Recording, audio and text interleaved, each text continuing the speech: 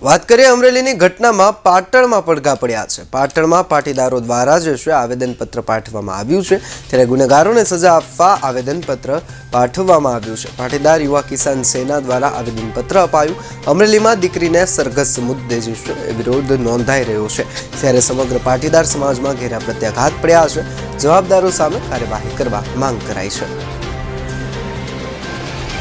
અમરેલીમાં ગુજરાતની એક દીકરી સાથે જે ઘટના બની, જે અમરેલી પોલીસે સુપ્રીમ કોર્ટના આદેશનું ઉલ્લંઘન કરીને રાત્રે એની ધરપકડ કરી, એનો ગુનો માત્ર ત્યાંના કોઈ એ દીકરી નોકરી કરતી, માત્ર ટાઈપિસ્ટ કરવું એ કોઈ ગુનો નથી। કોઈ પણ શેઠ કહે તો એનો માણસ એનું કામ કરતો હોય છે, માત્ર ટાઈપિસ્ટ કરવાના ગુનાસર એના આરોપી બનાવી અને રાત્રે ધરપકડ કરીને એનું જાહેરમાં સરઘસ કાઢવામાં આવ્યું છે।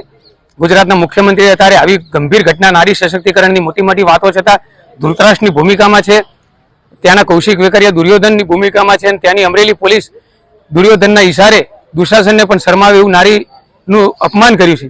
ત્યારે આગામી સમયમાં આ દીકરીને ન્યાય મળે એ માટે સર્વે સમાજને સાથે લઈ અને અમે લોકો ગાંધી ચિંધ્યા માર્ગે આ લડત ચાલુ રાખીશું।